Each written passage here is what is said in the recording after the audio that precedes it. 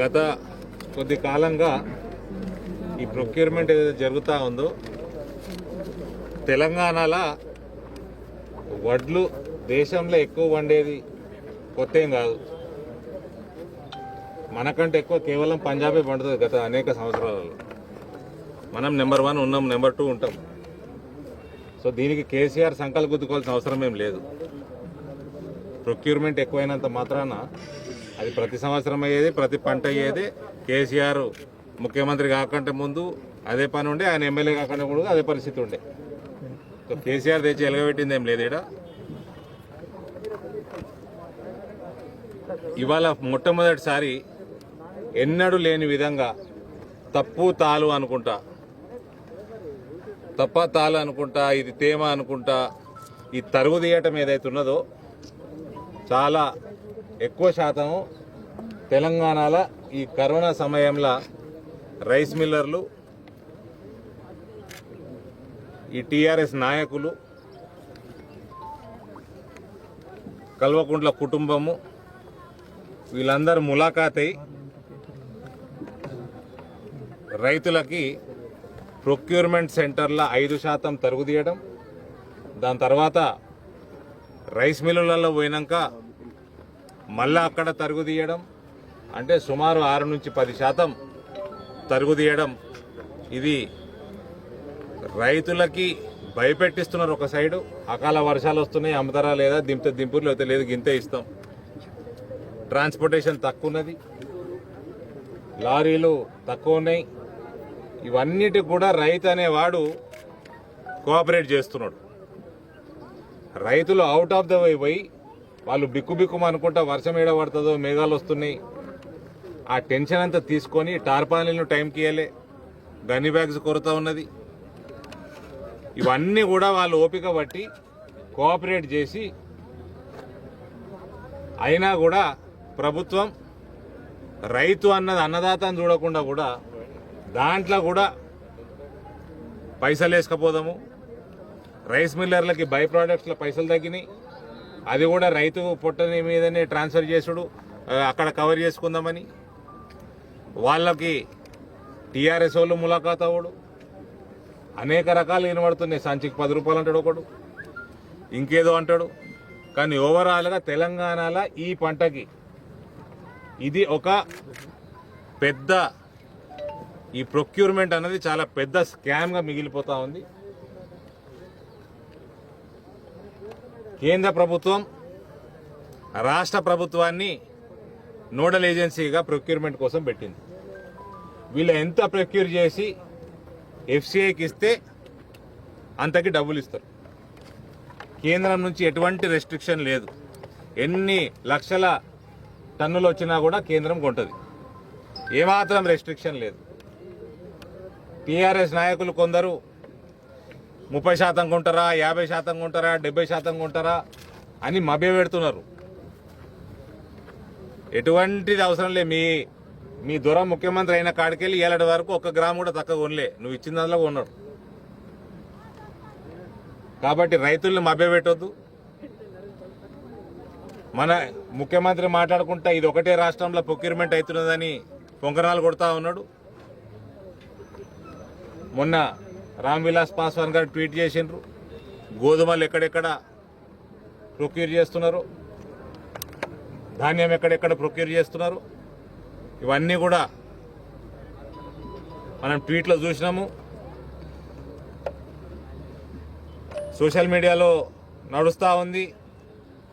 నేను ఇంకా ఇక్కడ ఈ రాష్ట్రమే కాకుండా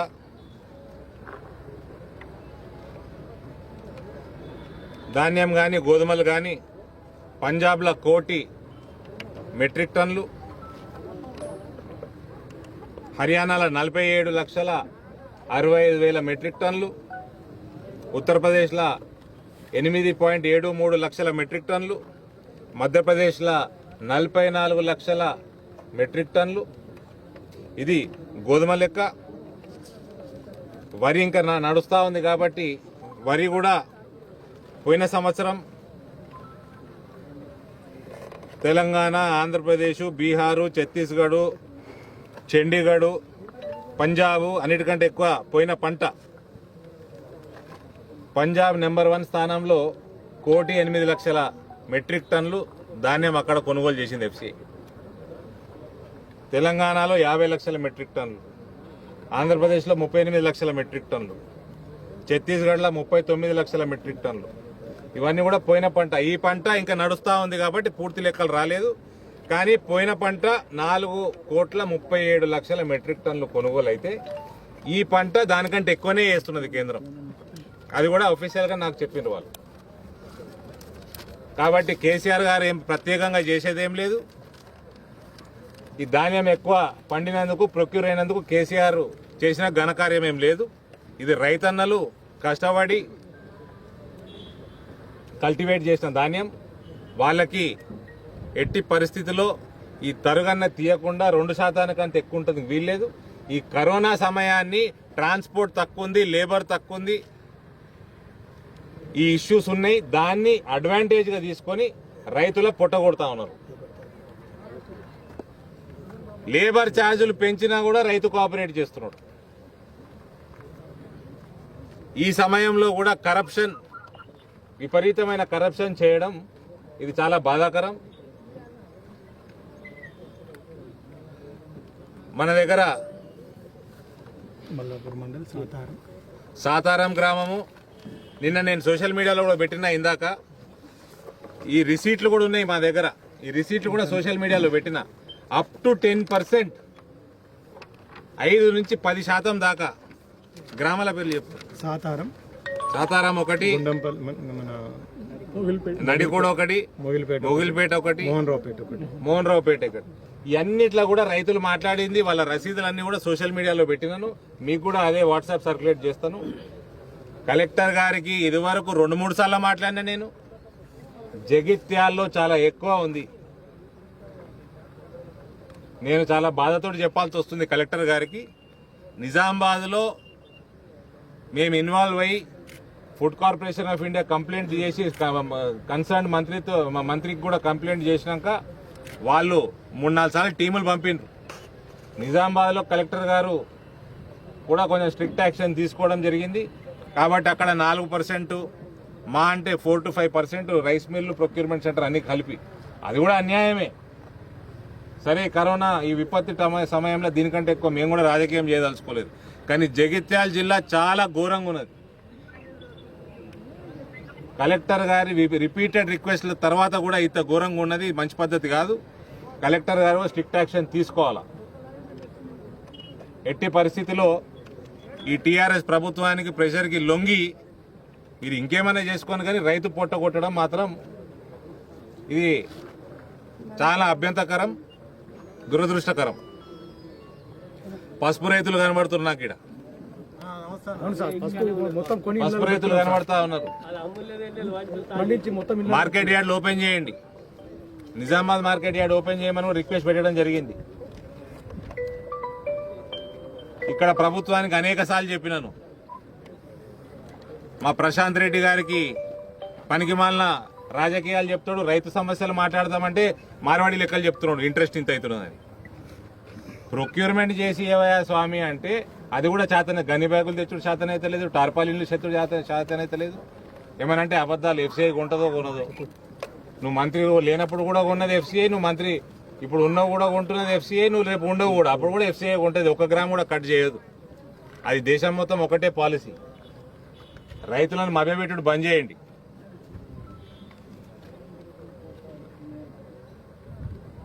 పసుపు రైతుల కోసం మంత్రి ద్వారా, ఆఫీసర్ల ద్వారా, అందరి ద్వారా కమిట్మెంట్ తీసుకొని ఉన్నాం భారతీయ జనతా పార్టీ. ప్రపోజల్ మీరు పంపండి. ఇది లోకల్ పంట. మీరు 9,000 ప్రపోజల్ పంపుతారా, 8,000 పంపుతారా? పక్క రాష్ట్రంలో జగన్మోహన్ రెడ్డి గారు చేసుకున్నారు. రీజనల్ క్రాప్స్ కి మార్కెట్ ఇంటర్వెన్షన్ స్కీమ్ కింద పంపండి. వాళ్ళకి 5,000, 5,200 కాడికే వస్తున్నది ధర. మీరు 9,000 ప్రపోజల్ చేస్తారా, లేదా 8,000 చేస్తారా? చేయండి. 30% నుంచి 50% కేంద్రం భరించడానికి తయారున్నది. ఇదే ప్రశాంత్ రెడ్డి గారు శనగలకు ఇస్తుంది కేంద్రం 30% అన్నాడు.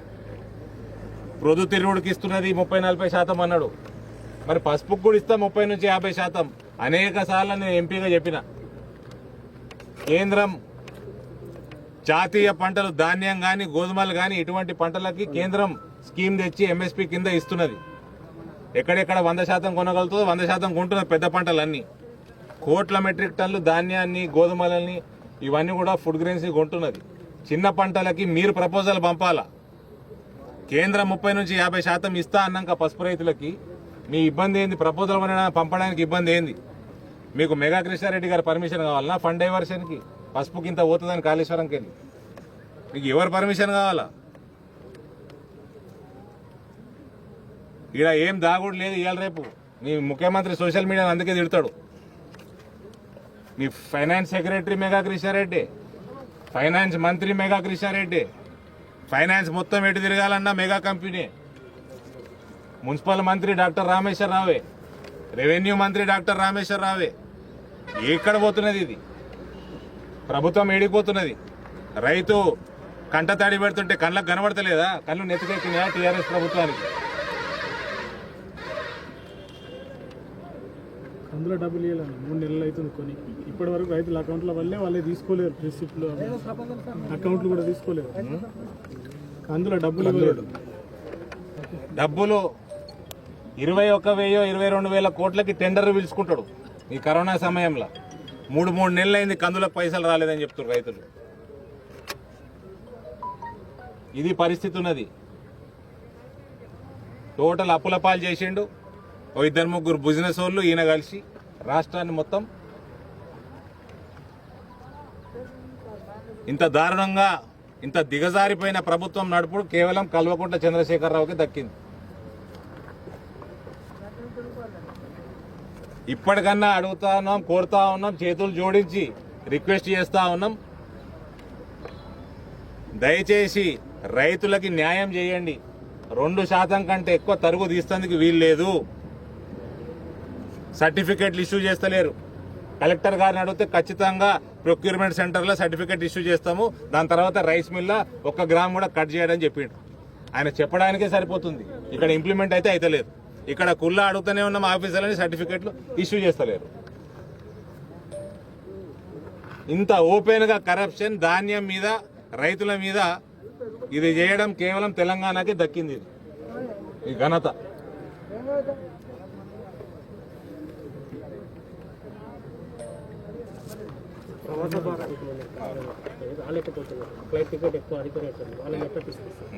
మంచి క్వశ్చన్ బ్రదర్. సంబంధించి ఎక్కువ మనకి గల్ఫ్ కానీ మనకి బాంబే అటు ఇటు పోయిన వాళ్ళు కూడా ఇవాళ గల్ఫ్ దేశాలలో అయితే గోసశాన్ ఎక్కువ ఉన్నది.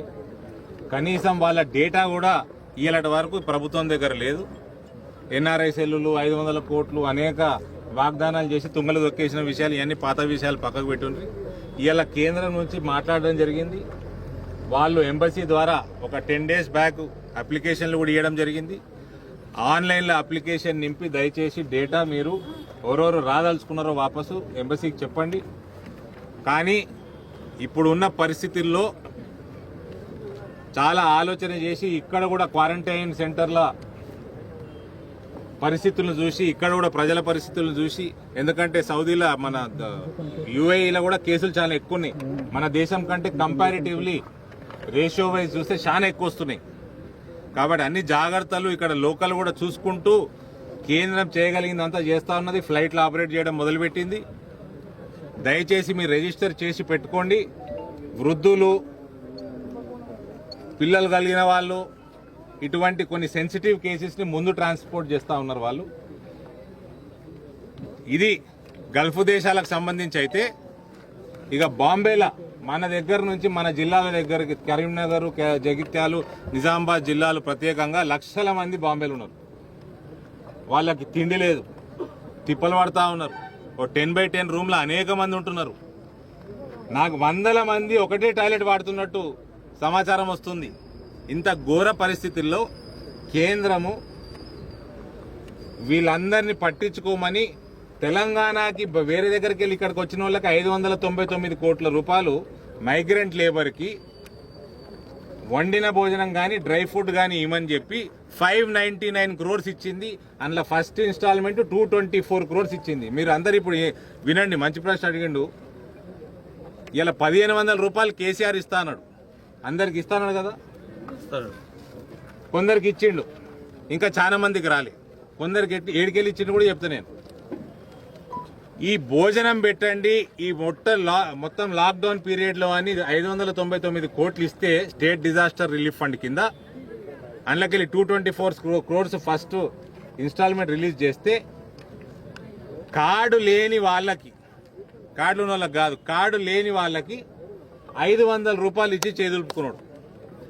ఉదాహరణకి 15,800 చిల్లర్ అంటే 15,900 అనుకోండి. నిజామాబాద్ జిల్లాలో కార్డు లేని వాళ్ళకి 500 ఇచ్చారు, కథం పట్టించారు, అంటే సుమారు 80 లక్షల రూపాయలు.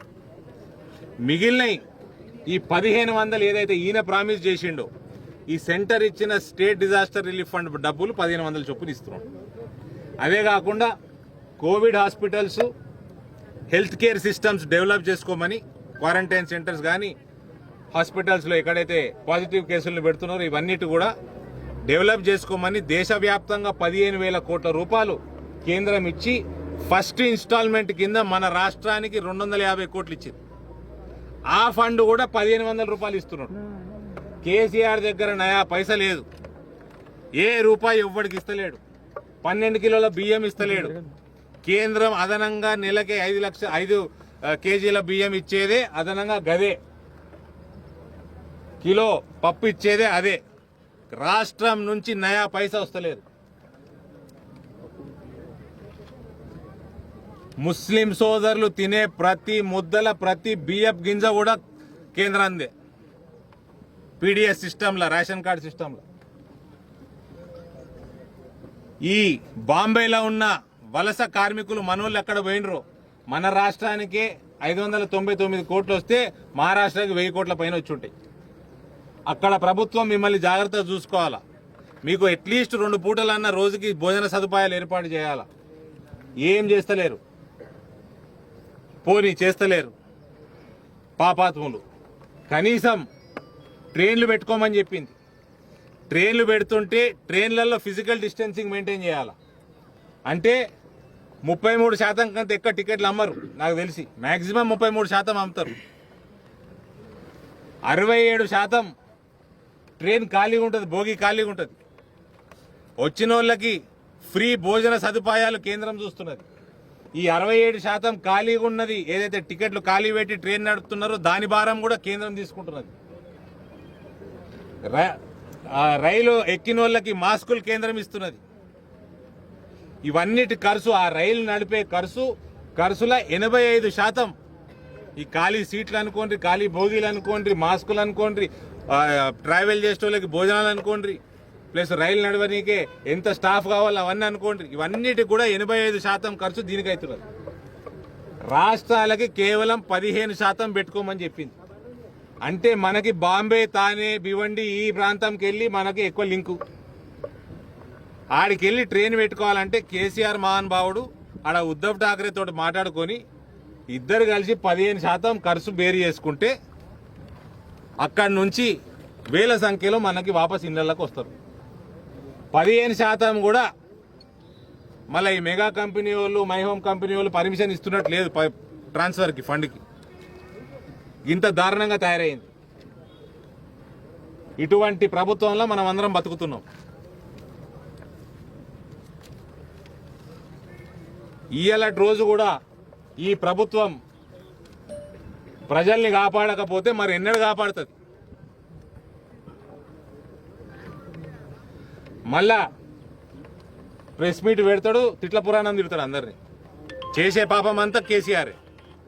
రాత్రి 11 దాకా పెడతాడు ప్రెస్ మీట్. ఇంత పాపపు ముఖ్యమంత్రి, ప్రజల గురించి ప్రజల్ని నట్టేట ముంచే ముఖ్యమంత్రి, ప్రత్యేకంగా అసలు మనసు ఎట్లా వస్తుందో తెలియదు.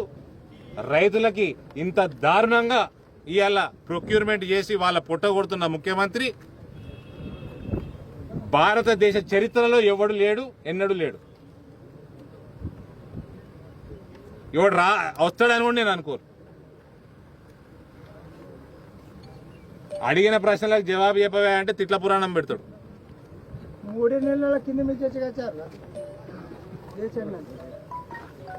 అట్లా చేసుకోపోయా. సార్ టికెట్ రేట్స్ చాలా ఎక్కువ ఉన్నాయి sir. Sir flight tickets rates 40,000 నుంచి 50,000 దుబాయ్కు నుంచి హైదరాబాద్కు ఉంది. గతంలో 8 to 10,000 ఉండే రేటు. టికెట్లు వచ్చేటోళ్ళు పెట్టుకోవాలి.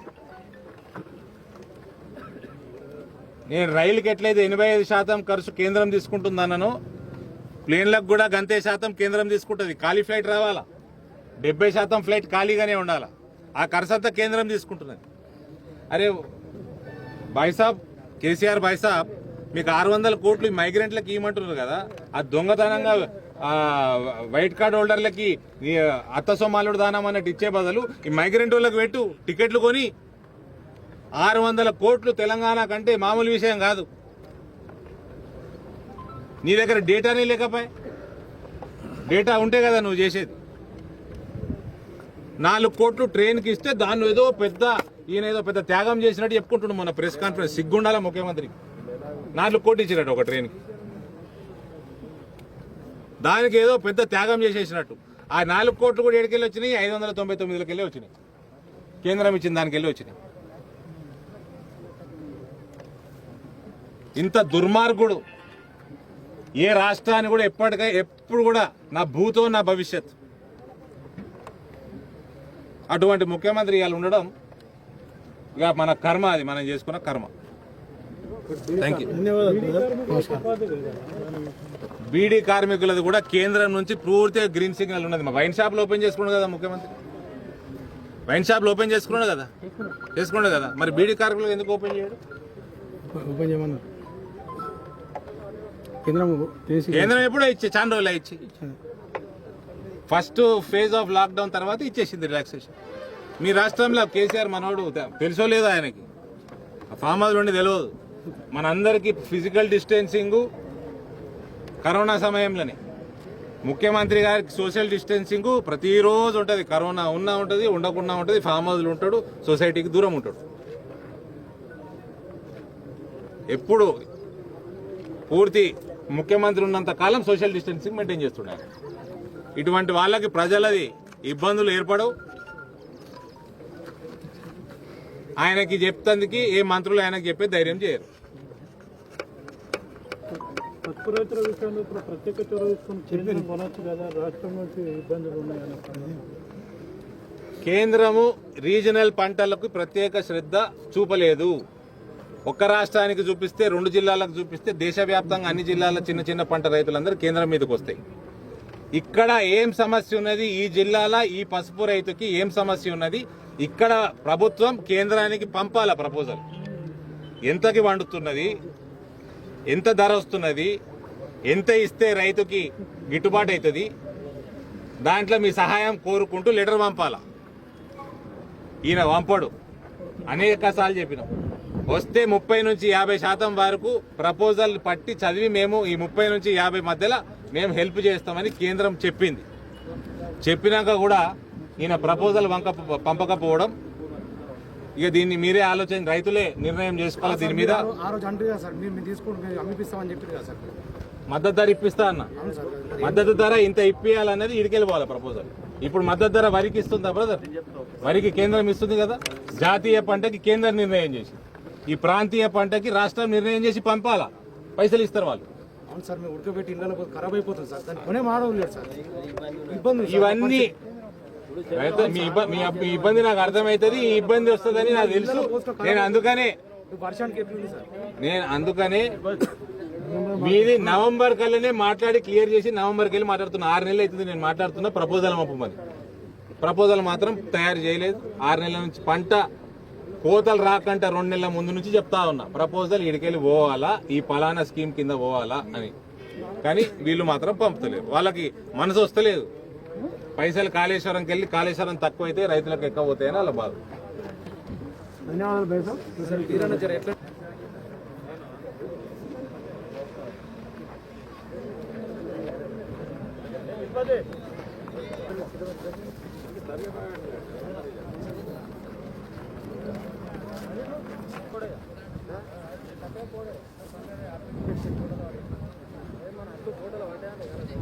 ఏమన్నా